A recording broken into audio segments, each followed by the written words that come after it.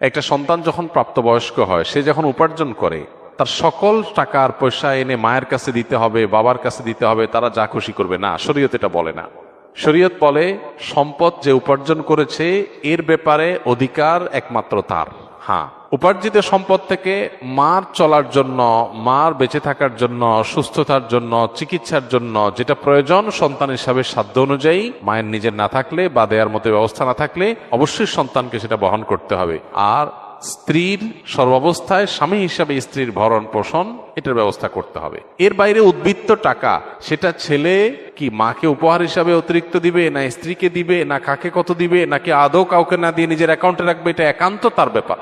এখানে শরীয়ত মা বাবাকে ইন্টারফেয়ার করার অধিকার দেয় নাই সেইভাবে যেভাবে আমাদের অনেক মা বাপ মনে করেন যে তাদের অধিকার আছে। ছেলে বিদেশ গেছে, উপার্জন করে টাকা পাঠাবে সব বাপের নামে মায়ের নামে, তারা যা খুশি করবে, তারা সেখান থেকে বৌমাকে যা দেওয়া দিবে আর যা দেওয়া দেওয়ার না দিবে না। এভাবে আসলে ইসলাম মা বাবাকে এতটা অধিকার দেয় না যে সম্পদ সারা জীবন যা কামাই করবে সব বাপ মা যা ইচ্ছা তা করবে। জি না, এই সুযোগটা নেই।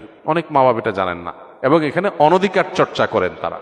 সন্তান হিসাবে অবশ্যই মা বাবার সামনে যত বেশি সম্ভব নিজেকে বিনয়ী করে তুলবে, সমর্পণ করবে, তাদের কথা মতো চলার চেষ্টা করবে। তাদের লাগবে 10 টাকা, সম্ভব হলে 15 টাকা দিবে। তাদের যা দরকার তার চেয়ে বেশি দেওয়ার চেষ্টা করবে, তাদের চাহিদার চাইতে বেশি সেবা করার চেষ্টা করবে। এটা সন্তানের জায়গা থেকে তার মানসিকতা থাকা উচিত। মা বাবার প্রতি কর্তব্য বোধের জায়গা থেকে তারা আমাদের মা বাবা।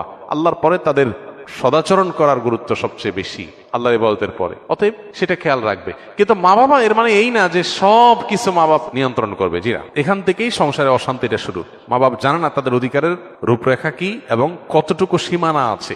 এর বাইরে তারা মা বাপ হিসাবেও অধিকার চর্চা করতে পারে না বা তাদের ক্ষমতা তারা জাহির করতে পারেন না। এটা আমাদের সমাজে জানাশোনা নেই। এই জায়গা থেকে সমস্যাগুলো তৈরি হয়। একটা হাদিস আছে, সেখান থেকে কিছুটা অনেকে ভুল বুঝেন। হাদিসটার হলো এই, নবী সাল্লাল্লাহু আলাইহি ওয়াসাল্লাম বলেছেন, আনতা ওয়া মালুকা লি আবিক, তুমি এবং তোমার যাবতীয় এবং সমুদয় সহায় সম্পদ সব তোমার বাপের, মায়ের, বাবা মায়ের। এই হাদিসের মানে অনেকে মনে করে যে কেউ যা কামাই করবে সারা জীবন যত কিছু করবে সব বাপ মার।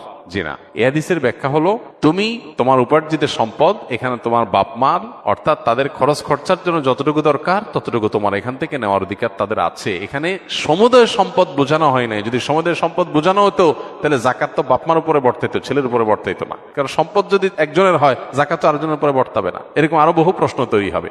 এই জন্য এই হাদিসটার ব্যাখ্যা আমরা অনেকে ভুল বুঝি এবং এর ফলশ্রুতিতে অনেক মা বাপ একটু বাড়াবাড়ি করেন, সীমা লঙ্ঘন করেন এবং সেক্ষেত্রে স্ত্রীর সাথে ছেলের দূরত্ব তৈরি হয়। এগুলো আমাদের ব্যালেন্স করতে হবে এবং একইভাবে আপনার সম্পদের ব্যাপারে স্ত্রীরও এই মানসিকতা থাকতে হবে যে স্বামী তার উপার্জন করার পর আমার ভরণ